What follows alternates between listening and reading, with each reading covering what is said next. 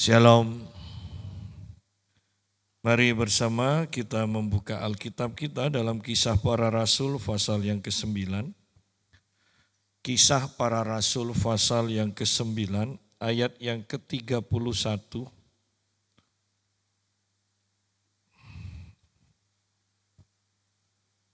Kisah Para Rasul 9 ayat 31 mulai. Selama beberapa waktu jemaat di seluruh Yudea, Galilea, dan Samaria berada dalam keadaan damai. Jemaat itu dibangun dan hidup dalam takut akan Tuhan. Jumlahnya makin bertambah besar oleh pertolongan dan penghiburan Roh Kudus. Pada waktu itu Petrus berjalan keliling mengadakan kunjungan kemana-mana. Dalam perjalanan itu ia singgah juga kepada orang-orang kudus yang di Lida. Dan di situ didapatinya seorang bernama Enias yang telah 8 tahun terbaring di tempat tidur karena lumpuh. Kata Petrus kepadanya, Enias, Yesus Kristus menyembuhkan engkau, bangunlah dan bereskanlah tempat tidurmu. Seketika itu juga bangunlah orang itu. Semua penduduk Lida dan Sharon melihat dia, lalu mereka berbalik kepada Tuhan. Kita berhenti sampai sini dulu. Nah, ayat 31 mengatakan bahwa keadaan damai, keadaan aman. Artinya sebelum ini orang-orang Kristen diburu, ya, ditangkap, dipenjarakan, dianiaya, bahkan dibunuh, bahkan di bawah kepemimpinan Paulus, ya. Orang-orang Kristen mengalami aniaya yang luar biasa. Dan singkat cerita, Paulus bertemu dengan Tuhan Yesus, dia bertobat dan kemudian dia menjadi pemberita Injil, tetapi ini masih awal. Sementara Paulus itu baru melayani, maka tidak ada, bisa dikatakan tidak ada yang memimpin untuk menangkap orang-orang Kristen. Tidak ada yang memimpin untuk menganiaya orang-orang Kristen. Sehingga dikatakan ayat 31, selama beberapa waktu jemaat di seluruh Yudea, Galilea, dan Samaria berada dalam keadaan damai. Nah, ketika dalam keadaan damai ini dikatakan jemaat itu dibangun dan hidup dalam takut akan Tuhan. Artinya bahwa dalam keadaan damai itu jemaat di sini beribadah dengan benar, imannya dibangun. Ya. Jadi keadaan damai ini bisa mendatangkan kebaikan, tapi juga bisa mendatangkan kehancuran. Artinya orang kalau tidak ada masalah kemudian damai, jangan-jangan kemudian dia merasa santai, tenang, semuanya aman, semuanya damai, tidak ada masalah. Ya. Sehingga seringkali dalam keadaan seperti itu orang-orang menjadi lengah, menjadi tidak siaga.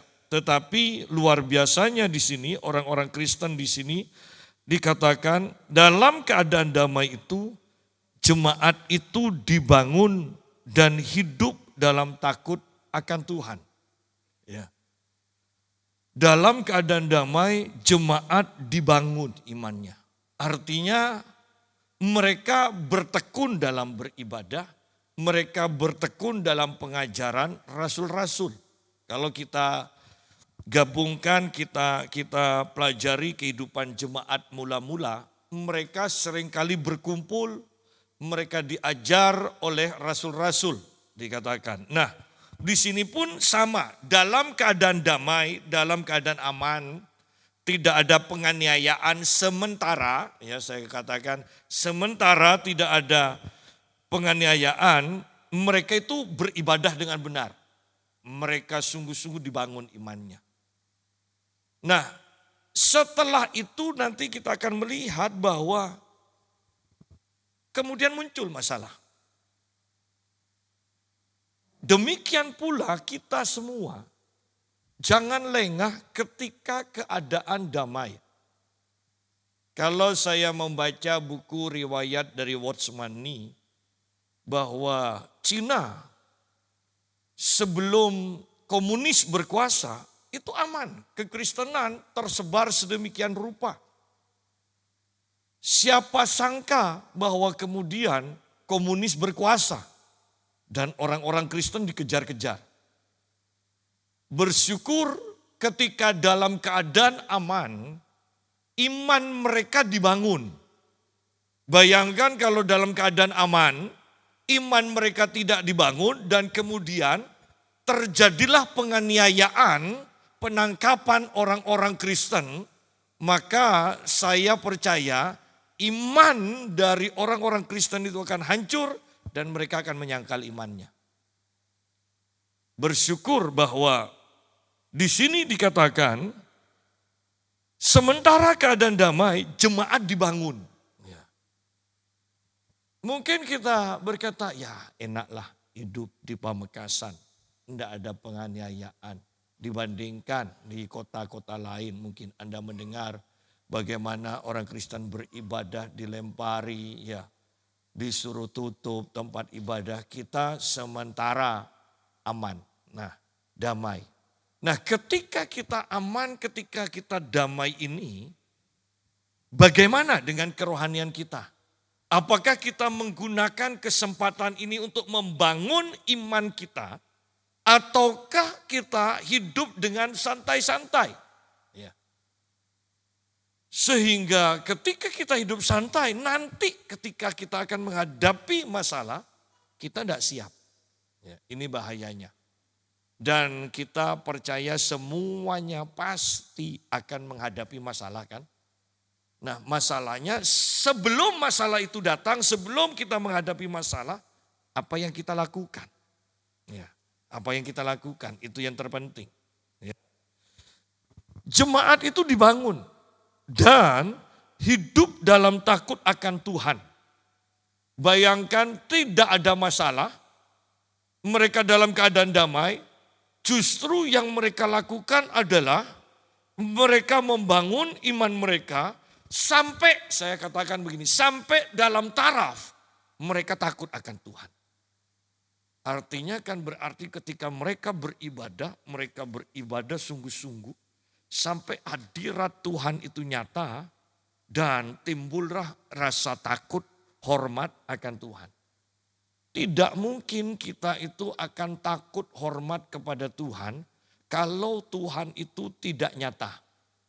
Kalau kehadiran Tuhan itu tidak nyata, tidak mungkin akan timbul rasa hormat, rasa takut kepada Tuhan.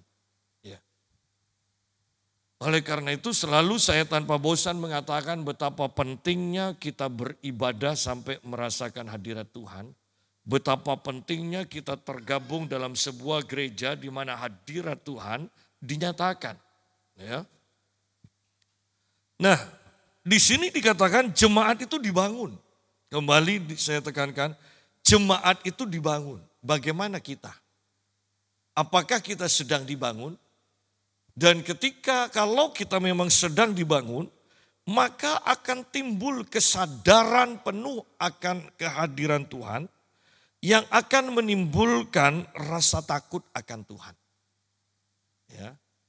Tapi kalau kita sudah jarang merasakan hadirat Tuhan, kalau kita tidak pernah sadar dalam kehidupan sehari-hari, tidak sadar akan kehadiran Tuhan, sehingga kita tidak sampai dalam taraf apapun yang kita kerjakan, kerjakanlah dengan sepenuh hati seperti untuk Tuhan.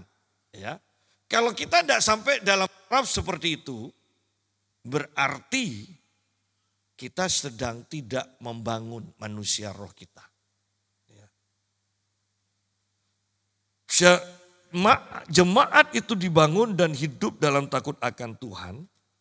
Jumlahnya makin bertambah besar oleh pertolongan dan penghiburan Roh Kudus. Bahwa tidak bisa dilepaskan ketika kita membangun manusia roh kita, membangun iman kita, pasti ada pertolongan dari Roh Kudus. Kita mengandalkan Roh Kudus.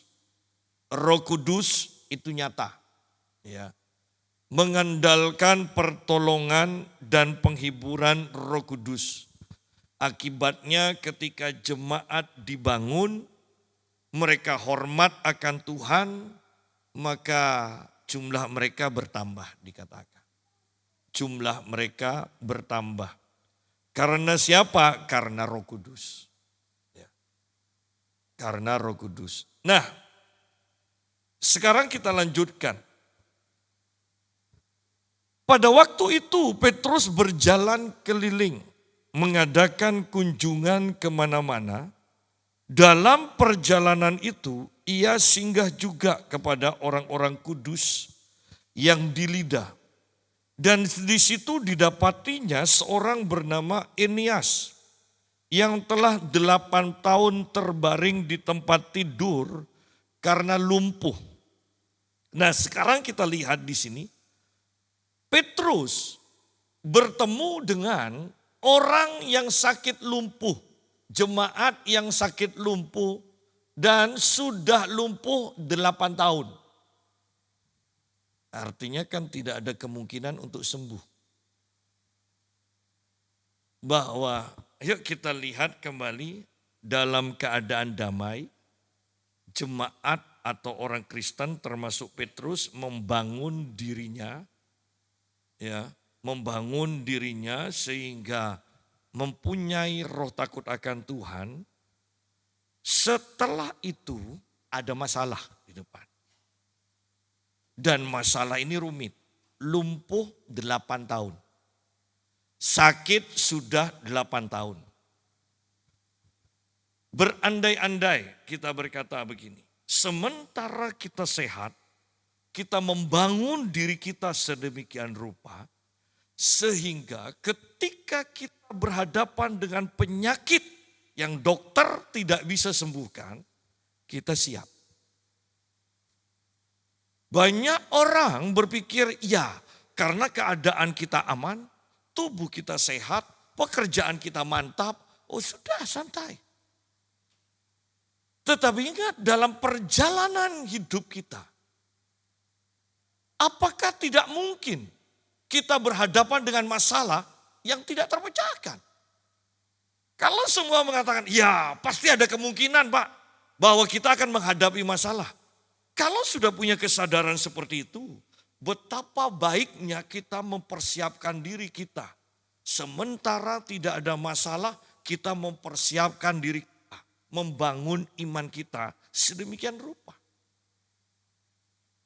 Banyak orang Kristen yang tidak menggunakan kesempatan damai, aman yang diberikan oleh Tuhan.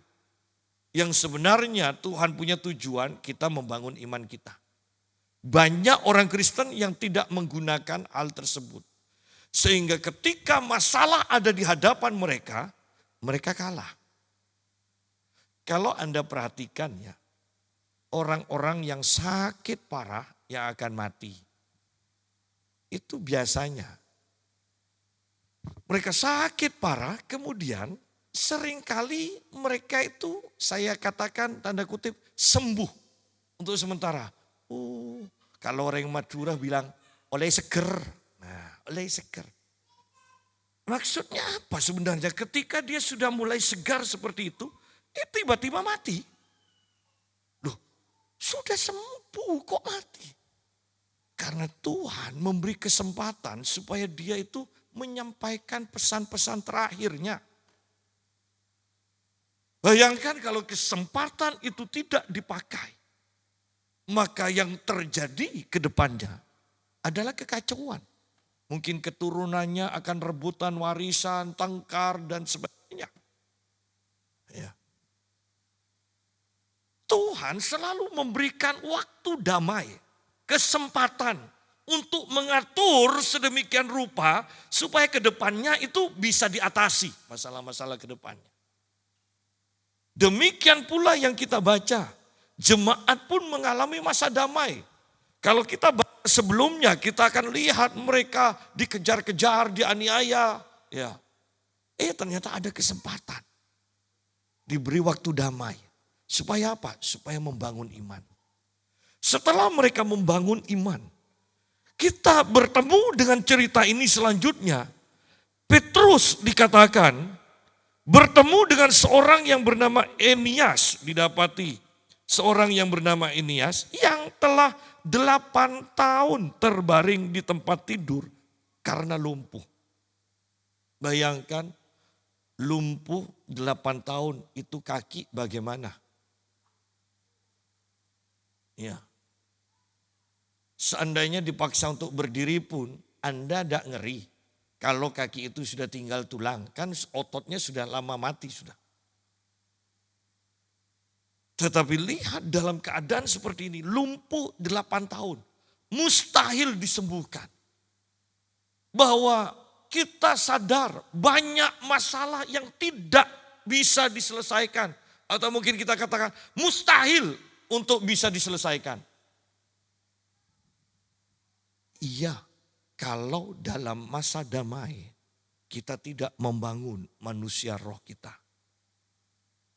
Tetapi selama dalam masa damai kita bangun manusia roh kita. Maka karena pertolongan Roh Kudus juga. Karena kita begitu akrab dengan Roh Kudus. Maka masalah yang begitu besar yang tidak terpecahkan dan di sini diwakili sakit lumpuh 8 tahun. Yang jelas dokter sudah tidak bisa menangani. Petrus, jemaat Tuhan saya mau katakan, yang sudah membangun imannya sedemikian rupa, pasti mampu menyelesaikan masalahnya. Ya. Bahwa setiap masalah, tujuan Tuhan adalah supaya kebesarannya, kedahsyatannya itu dikenal. Anda lihat bangsa Israel ketika ada di depan, di pinggir Laut Teberau, di belakang bangsa Mesir. Lihat, bukankah ini masalah yang tidak terpecahkan? Tetapi dengan tongkat Tuhan dikatakan. Maka masalah itu terpecahkan. Laut Teberau terbelah menjadi 2. Dan bangsa Israel dibebaskan. Banyak masalah yang kalau kita baca di Alkitab itu tidak terpecahkan loh. Masalah itu terpecahkan oleh orang yang bekerja sama dengan Tuhan. Otomatis oleh orang yang sudah membangun imannya sedemikian rupa. Ya. Kata Petrus kepadanya, Enias, Yesus Kristus menyembuhkan engkau. Bangunlah dan bereskanlah tempat tidurmu. Perhatikan kalimat ini, kata ini. Seketika itu juga bangunlah orang itu. Bayangkan 8 tahun. Kalau merasa enakan mungkin, masuk akal. Ya kan? Oh iya, setelah Rasul Petrus mengucapkan, bangunlah Tuhan Yesus menyembuhkan.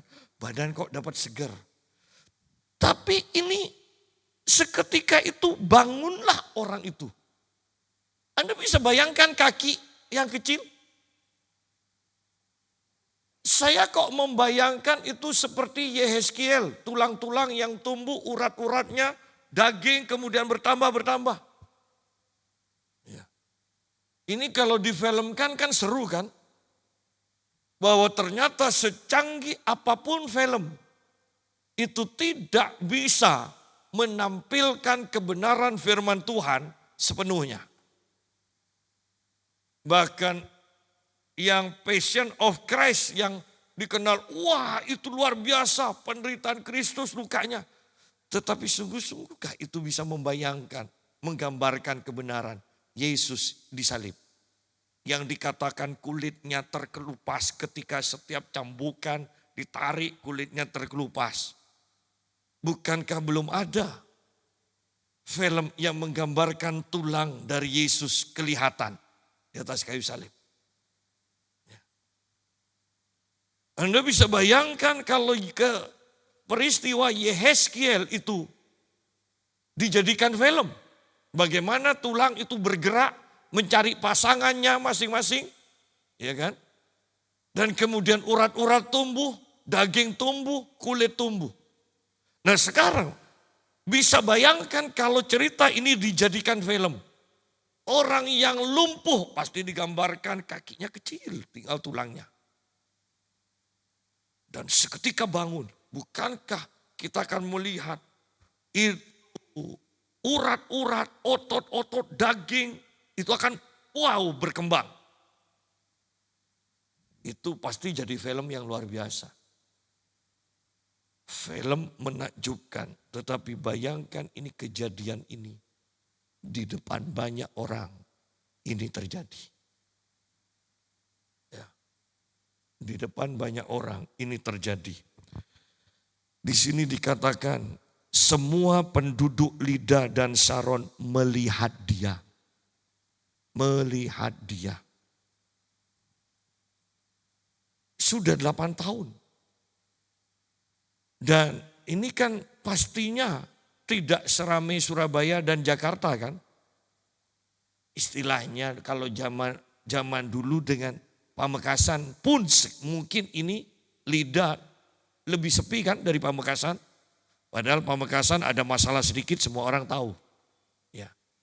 Artinya bahwa semua orang di kota Lida ini tahu, kenal, pernah lihat orang lumpuh ini, Enias ini.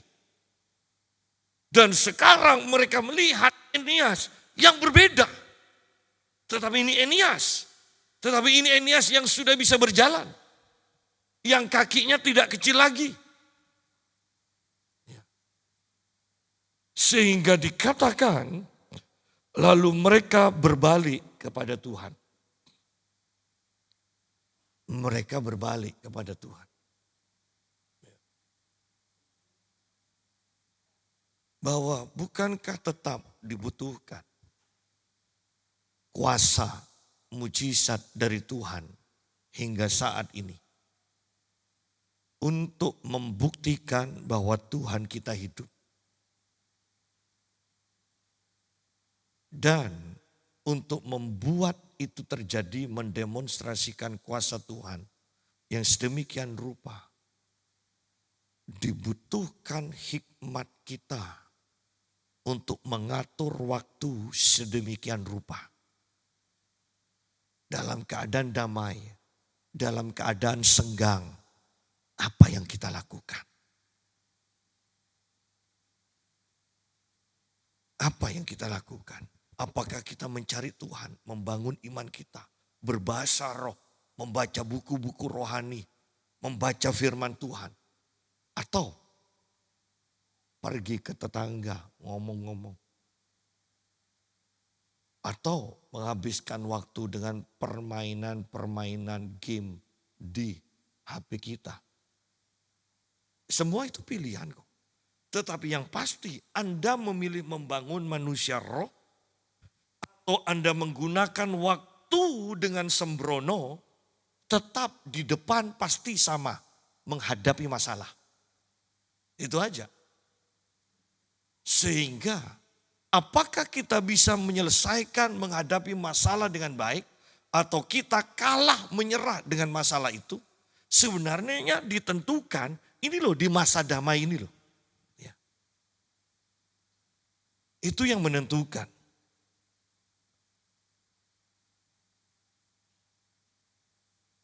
Saya suka dengan kalimat ini. Seketika itu juga bangunlah orang itu. Dan Rasul Petrus pun kalau saya perhatikan. Bukankah sama dengan cara Tuhan Yesus? Dalam berdoa, dalam memberi perintah, jadilah sembuh. Dan itu tidak diulang lagi. Saya ingat ketika membaca Smith Wigglesworth, buku-bukunya Smith Wigglesworth. kalau dia sudah memberi perintah setan itu untuk pergi dan setannya tidak pergi, dia tidak akan usir lagi. Dia hanya tunggu kemudian, sudah saya perintahkan. Nah, dia hanya ingatkan, sudah saya perintahkan, dan setan itu pergi. Ya. Ada seorang rasul wanita yang masih muda sekarang yang terkenal. Dia dipakai Tuhan dalam pelayanan pelepasan yang luar biasa. Santai orangnya. Dia hanya katakan, dalam nama Tuhan Yesus aku mematahkan segala roh-roh kutuk keturunan. Dan dia hanya katakan, 1, 2, 3, keluar. Dan keluar. Nah, sudah cuma dalam zaman sekarang kita ini. Ada banyak pengajaran, ada banyak model gereja. Ada yang gereja yang tidak percaya mujizat kuasa Allah. Ada gereja seperti yang saya gambarkan ini, yang rasul perempuan masih muda, belum sampai 40 tahun. Dipakai Tuhan sedemikian rupa. Nah, kembali saya mau katakan, pilihan ada pada kita. Kita mau beribadah di gereja yang model apa? Tetapi saya kembali mau tekankan, mau Anda beribadah di gereja yang tidak percaya mujizat, atau Anda percaya beribadah kepada gereja yang percaya dengan mujizat, kita tetap akan menghadapi masalah yang sama. Artinya, kalau engkau salah beribadah dan tidak beribadah dan engkau beribadah di gereja yang tidak memacu atau membangun manusia rohmu sedemikian rupa, engkau akan kalah.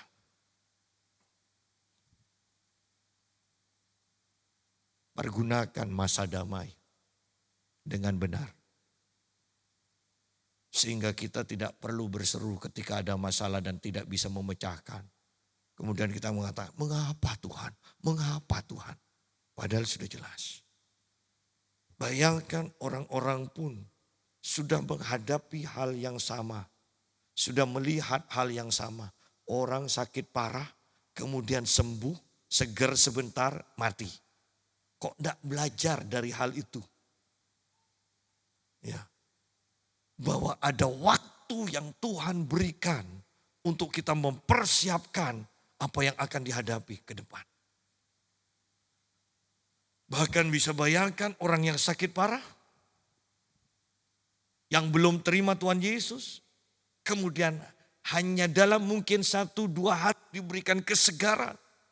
Bukankah itu waktu yang Tuhan berikan sebenarnya untuk menentukan masa kekekalannya dia ada di mana? Bukankah Tuhan baik sebenarnya? Sayangnya kita tidak pernah belajar dari kejadian-kejadian yang sudah sering kita dan selalu diulang. Modelnya sama semuanya. Seperti itu. Sakit parah, tiba-tiba seger. Sebentar. Dan orang-orang kaget. Lu kok mati? Padahal sudah sembuh.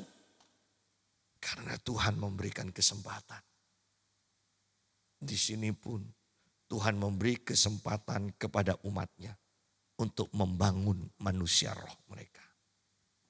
Sampai mereka mempunyai roh takut akan Tuhan. Sayang kalau kita menggunakan waktu masa damai seperti ini. Kita kan tidak tahu kan, setelah pemerintahan ini berganti apakah semakin baik atau semakin jahat.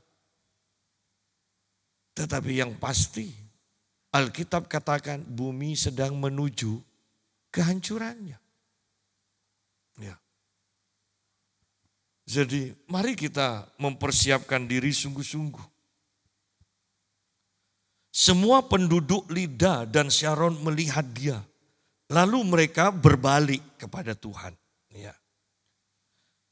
Nah kemudian di Yope ada seorang murid perempuan bernama Tabita. Dalam bahasa Yunani, Dorcas. Perempuan itu banyak sekali berbuat baik dan memberi sedekah. Tetapi pada waktu itu ia sakit lalu meninggal. Dan setelah dimandikan mayatnya dibaringkan di ruang atas. Lida dekat dengan Yope. Ketika murid-murid mendengar bahwa Petrus ada di Lida, mereka menyuruh 2 orang kepadanya dengan permintaan, segeralah datang ke tempat kami.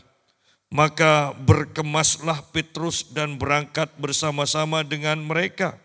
Setelah sampai di sana, ia dibawa ke ruang atas dan semua janda datang berdiri di dekatnya. Dan sambil menangis, mereka menunjukkan kepadanya semua baju dan pakaian yang dibuat Dorcas waktu ia masih hidup. Nah sekarang masalah kedua dihadapi oleh Petrus. Sakit 8 tahun, lumpuh, sudah selesai. Ternyata ada lagi masalah. Sekarang mati. Loh. Kan tidak cukup dengan kuasa kesembuhan. Sekarang harus kuasa mujizat. Ya. Bayangkan kalau di dalam gereja semua jemaat tidak diajar, tidak mengenal, tidak dilatih, tidak mengobarkan karunia-karunia rohnya masing-masing. Bahwa masalah kita atau masalah yang akan kita hadapi berbeda-beda. Dan Alkitab katakan Tuhan memberikan karunia roh kepada masing-masing jemaat. Tujuannya untuk saling membangun. Nah, bayangkan kalau semua bisa bergerak dengan karunia rohnya masing-masing. Bukankah enak? Ada jemaat yang sakit, oh si A ini bagiannya. Ya kan? Ada orang yang punya masalah, tidak tahu cara penyelesaiannya. Oh ini si B, karunia hikmat. Karunia marifat, karunia hikmat. Tampil. Ya kan? Ketika banyak kabar simpang siur ke depannya bagaimana? Oh ini yang karunia nubuat. Ini waktunya tampil. Bukankah sebenarnya Tuhan sudah mempersiapkan gereja untuk menghadapi segala hal. Tetapi lihat dalam masa damai, gereja tidak mengaktifkan karunia-karunia roh yang Tuhan percayakan. Anda bisa bayangkan ketika kita nanti berhadapan dengan Tuhan. Memangnya Tuhan tidak meminta pertanggungan jawab kita. Karunia roh yang aku berikan kepadamu engkau pakai atau enggak?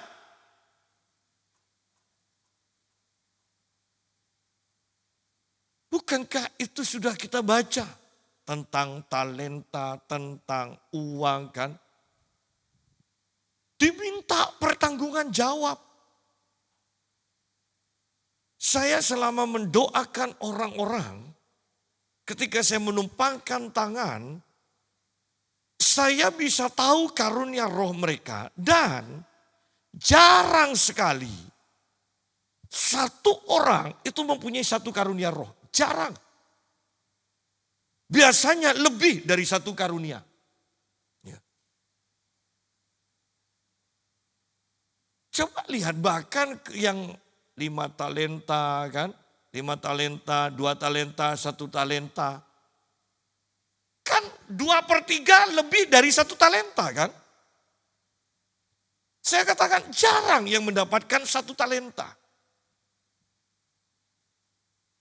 Anda bisa bayangkan bahwa 3-tiganya mereka akan menghadap kepada tuannya untuk mempertanggungjawabkan.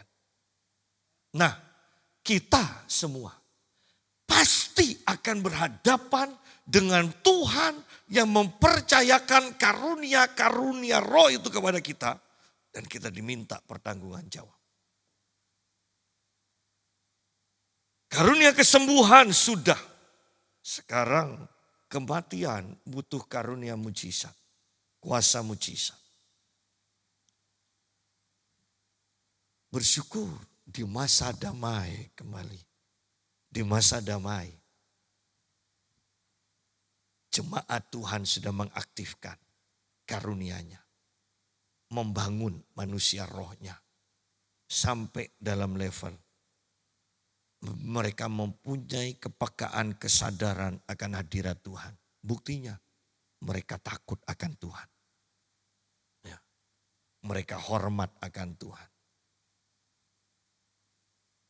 Orang Kristen ke gereja hanya mendengarkan khotbah tanpa merasakan hadirat Tuhan. Tidak mungkin timbul rasa takut hormat akan Tuhan. Kenapa? Karena Tuhan tidak nyata. Ya. Tetapi kalau kita beribadah sampai hadirat Tuhan, itu nyata, kita bisa rasakan. Maka kita akan takut, hormat akan Tuhan. Nah, kembali pada pembahasan kita. Ayat 36. Di Yope ada seorang murid perempuan bernama Tabita. Dalam bahasa Yunani Dorcas, perempuan itu banyak sekali berbuat baik dan memberi sedekah. Tabita atau Dorcas ini dikatakan banyak sekali berbuat baik dan memberi sedekah. Jangan berpikir karena kita sering berbuat baik, memberi sedekah, kemudian tidak akan ada masalah. Justru yang dihadapi Tabita Dorcas ini, masalah yang tidak terpecahkan, yaitu mati. Ya. Tetapi pada waktu itu ia sakit lalu meninggal. Ya. Kan kita berpikir, wah orang ini pastilah ditolong Tuhan. Sudah banyak berbuat baik, sudah banyak bersedekah, Allah pasti disembuhkan dari sakitnya. Ternyata mati juga. Bahwa perbuatan baik kita tidak menjamin kita tidak akan mendapatkan masalah. Ingat itu. Yang dibutuhkan adalah orang yang selalu bergerak dengan kuasa Allah. Jemaat, saya tahu dan percaya bahwa apa yang tidak ada pada karunia-karunia roh pasti ada pada Anda semua. Mengapa kita tidak bekerja sama masing-masing mengaktifkan karunia kita? Sehingga ketika saya berhadapan dengan masalah yang tidak bisa saya pecahkan, ada talenta, ada karunia yang Tuhan percayakan kepada Anda yang akan bisa menyelesaikan masalah tersebut. Bisa bayangkan gereja yang seperti itu. Tetapi seringkali di akhir zaman ini kita tidak pernah berpikir untuk membangun gereja, untuk mendatangkan kemuliaan bagi nama Tuhan, untuk memperkenalkan kuasa Allah. Kita itu seperti babi yang hanya nunduk, lihat di bawah terus. Ya. Lihat ke langit, ke atas itu hanya ketika sudah ditangkap, ya. Kemudian diikat, dibawa, pakai jadi siap jadi babi guling, baru lihat ke atas. Berapa banyak orang Kristen? Bahkan beribadah pun yang dipikirkan supaya diberkati, supaya aman, supaya dilindungi. Bukan supaya kita kenal Tuhan, mengasihi Tuhan, bergerak bersama Tuhan, mendatangkan kemuliaan bagi nama Tuhan. Ya. Seorang pastor dalam debat apologet, saya senang mendengar penjelasannya dia. Ya, dengan agama tetangga dia katakan, saya senang. Tetangga saya mencari Tuhan sedemikian rupa. Sayangnya disertai dengan nafsu untuk berkelamin, dikatakan. Anda ngerti maksudnya? Karena mereka itu sungguh-sungguh dengan Tuhan supaya masuk surga, nanti di surga. Nah, 72 bidadari yang pekerjaan kita dikatakan memecahkan. Nah, dan orang katakan, malu saya mengucapkan. Lu sudah tahu malu kok tetap iya kan? Diucapkan aja malu kok mau, itu yang dikejar, yang bikin malu itu loh. Ya. Nah, lihat bahwa mereka ingin masuk surga. Mereka sangkal diri sedemikian rupa, mereka beribadah. Tetapi dengan tujuan supaya bisa kawin-mawin di sana. Di sini tidak boleh. Diempet. supaya di sana dilampiaskan. Nah, banyak dari kita beribadah juga bukan dengan tujuan yang benar. Untuk kenal Tuhan, untuk mendatangkan kemuliaan bagi Tuhan. Kita sering kali beribadah untuk mendatangkan keuntungan bagi kita. Ibadah kita salah. Tujuan ibadah kita salah. Tujuan ibadah sebenar-benarnya sepenuhnya hanya untuk mempermuliakan Tuhan. Itu aja.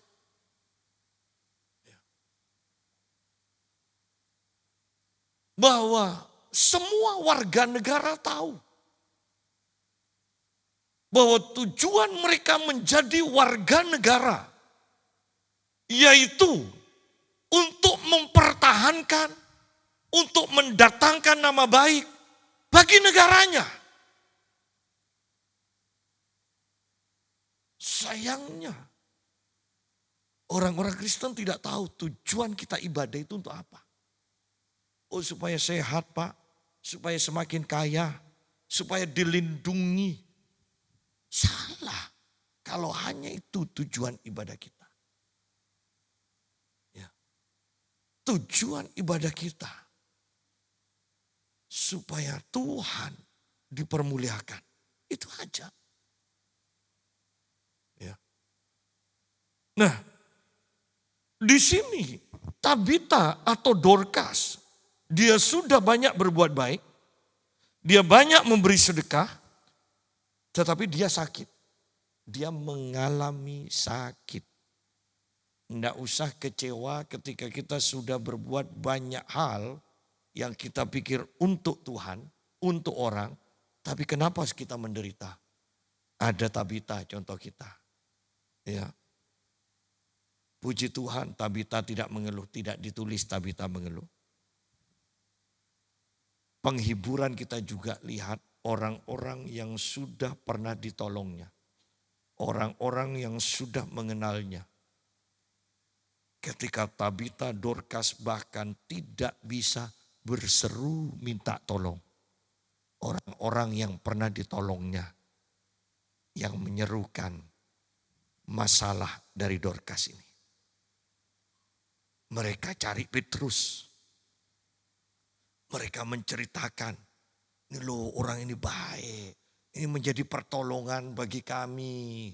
Kalau orang ini mati masih muda, kami juga banyak orang yang akan menderita.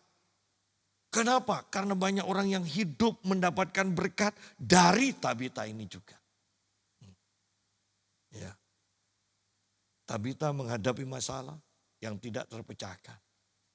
Tetapi orang-orang di sekelilingnya yang menyerukan, yang berusaha untuk menyelesaikan, saya katakan ya, supaya mudah dimengerti. Masalah Tabita, di mana Tabita sendiri sudah tidak bisa, berseru aja sudah tidak bisa. Jangan takut untuk berbuat baik, jangan takut untuk memberi. Satu saat, ketika kita butuh pertolongan tetapi kita tidak bisa meminta pertolongan. Dan kita tidak mau meminta pertolongan. Ada orang-orang yang pernah kita tolong yang akan siap untuk menolong kita. Jangan takut untuk berbuat baik, untuk berbuat benar. Nah, di sini kembali kita akan lanjutkan. Ayat 39, maka berkemaslah Petrus dan berangkat bersama-sama dengan mereka. Setelah sampai di sana ia dibawa ke ruang atas dan semua janda datang berdiri di dekatnya. Dan sambil menangis mereka menunjukkan kepadanya semua baju dan pakaian yang dibuat Dorcas waktu ia masih hidup. Ya. Berarti Dorcas kan luar biasa. Sudah dibagi-bagikan aja masih siap. Ada baju-baju, ada karyanya yang belum disalurkan. Ya. Coba lihat ini Rasul Petrus. Ini pakaian yang dijahit oleh Dorcas belum disalurkan. Orangnya sudah mati terlebih dahulu. Betapa baiknya orang ini. Ya. Ayat 40, tetapi Petrus menyuruh mereka semua keluar. Lalu ia berlutut dan berdoa. Kemudian ia berpaling ke mayat itu dan berkata, Tabita, bangkitlah. Lalu Tabita membuka matanya dan ketika melihat Petrus ia bangun lalu duduk. Perhatikan cara kerja mujizat ini. Petrus bukan berdoa supaya Tabita bangkit. Dia tidak berhadapan dengan Tabita dan mendoakan. Tetapi dikatakan Petrus berlutut dan berdoa. Selesai dia berdoa, baru dia berkata kepada Tabita, Tabita bangkit. Bahwa banyak masalah sebenarnya itu selesai dengan perkataan kita. Tetapi perkataan dari kita yang sudah hidup di dalam doa. Ya. Bukan ketika ada masalah, kita kemudian berdoa supaya masalah itu selesai. Tetapi cara kerjanya, dalam kehidupan sehari-hari kita berdoa, dan ketika masalah ada, kita ucapkan perkataan. Bahwa perkataan orang benar.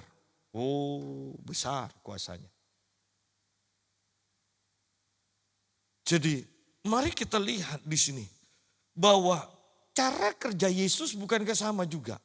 Semalam-malaman dia berdoa ketika tidak ada masalah. Belum ada masalah. Pagi-pagi benar, waktu hari masih gelap, Yesus sudah berdoa. Tetapi Anda tidak pernah menemui Yesus berdoa untuk orang sakit. Ketika dalam kehidupannya selesai berdoa, dia bertemu dengan orang sakit, dia hanya katakan, jadilah sembuh, jadilah tahir, bangkit. Nah, selalu itu. Jadi betapa pentingnya mulai sekarang kita membangun manusia roh kita. Hidup dalam doa. Berlutut dan hidup dalam doa. Ketika kita berhadapan dengan masalah. Bukan waktunya lagi berdoa. Tetapi waktunya untuk mengucapkan. Untuk memberi perintah. Karena kuasa, otoritas Tuhan berikan ketika kita berdoa.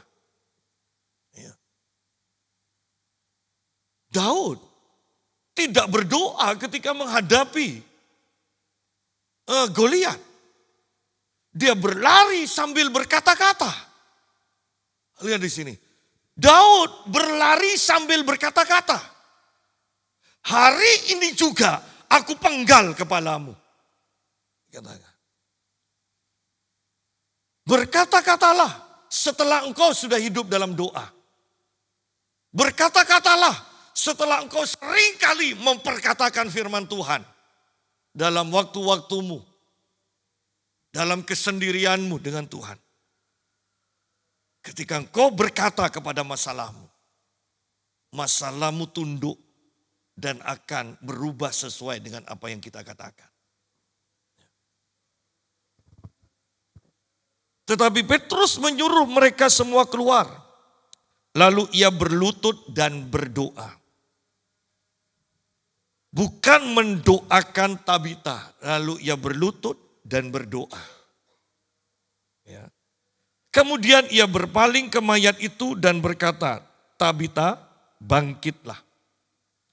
Lalu Tabita membuka matanya dan ketika melihat Petrus, ia bangun lalu duduk. Petrus memegang tangannya dan membantu dia berdiri. Kemudian ia memanggil orang-orang kudus beserta janda-janda. Lalu menunjukkan kepada mereka bahwa perempuan itu hidup. Menjadi kesaksian. Ya. Peristiwa itu tersiar di seluruh Yope.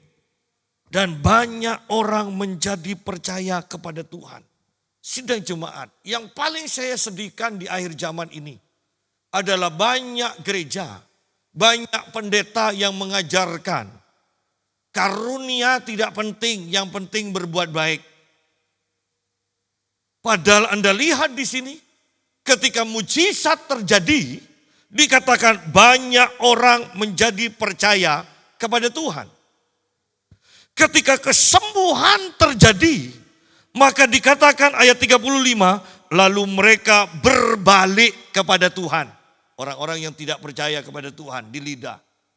Mereka berbalik kepada Tuhan setelah mereka melihat kuasa kesembuhan. Banyak orang ikut kepada Tuhan, percaya kepada Tuhan setelah mereka melihat kuasa mujizat. Dan yang sangat mengerikan, ternyata kuasa ini yang bahkan ditentang oleh banyak pendeta. Bukankah mereka sudah dipakai oleh setan? Iya. Sidang jemaat, ini sangat mengerikan. Ini tugas kita untuk menghabiskan waktu di dalam doa. Supaya dalam kehidupan sehari-hari kita bisa mendemonstrasikan karunia-karunia yang Tuhan percayakan kepada kita. Mari kita semua di sini mulai berpikir. Tuhan sudah memberikan karunia. Suatu saat Tuhan akan minta pertanggungan jawab kita. Sudahkah kita pakai? Ataukah itu hanya dikubur di dalam tanah. Dan tubuh kita adalah debu tanah. Apakah itu hanya terkubur? Apakah hidup kita dipakai untuk mempermuliakan nama Tuhan? Atau kita memakai Tuhan untuk mendatangkan kebaikan kepada kita saja? Silakan pikirkan. Tetapi saya mau tekankan ini akhir zaman. Sudahkah kita melakukan sesuatu untuk Tuhan? Masih ada waktu juga untuk melakukan sesuatu untuk Tuhan. Karena semuanya Tuhan akan tanya. Apa yang sudah kau kerjakan? Dan saya berharap kita semua mendengar. Hai hambaku yang setia dan yang benar. Tuhan memberkati kita semua. Mari kita berdoa.